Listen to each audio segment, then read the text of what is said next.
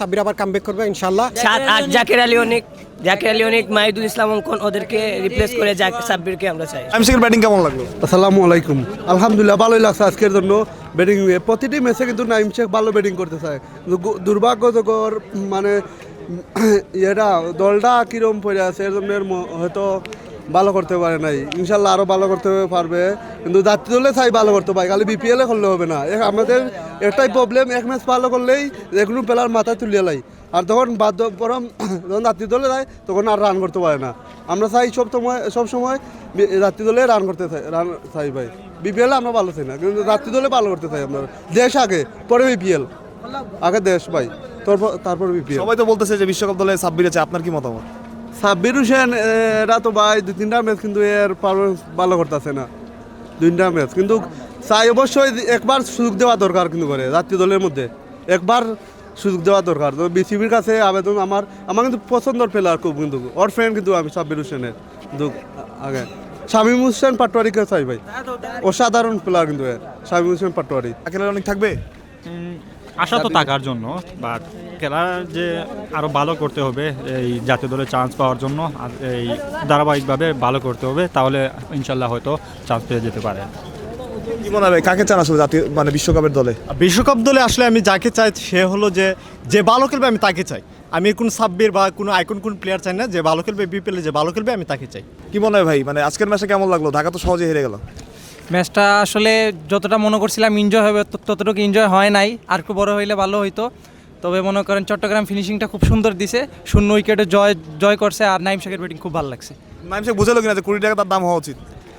আসলে প্লেয়ারদের হাতে তো কিছু নাই, সম্পূর্ণ হচ্ছে আপনার নিলামের উপরে। তো সে ভালো খেলছে, যথেষ্ট পরিমাণ ভালো খেলছে। এইভাবে যদি খেলে যায় আসলে নিলাম কোনো ম্যাটার না, রেট কোনো ম্যাটার না, মেইন বিষয় হচ্ছে খেলাটা।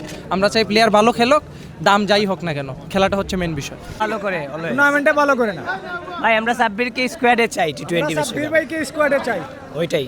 কার জায়গায় চান সাব্বিরকে? এই 7-8 জাকির আলী অনেক মাহিদুল ইসলাম অঙ্কন ওদেরকে রিপ্লেস করে সাব্বিরকে আমরা চাই। সুহান্ডে নিবে ওরা, ওদের বাদ দিয়ে সাব্বিরকে চাই। সাব্বির আজকে ভালো খেলা নাই, মন খারাপ নাকি? না, কোনো মন খারাপ না, ও তো একদিন ভালো খেলবে, পরের 5টা ম্যাচ ভালো করবে অবশ্যই। নাইম শেখ আগামী গত ম্যাচে কোনো রান করতে পারে নাই, এই ম্যাচেও খুব ভালো একটা ব্যাটিং দিছে, ভালো খেলছে। জি সাব্বিরকে চান নাকি? নাইম শেখের দাম হওয়া উচিত। আজকে মনে হয় কোটি টাকার খেলা খেলছে।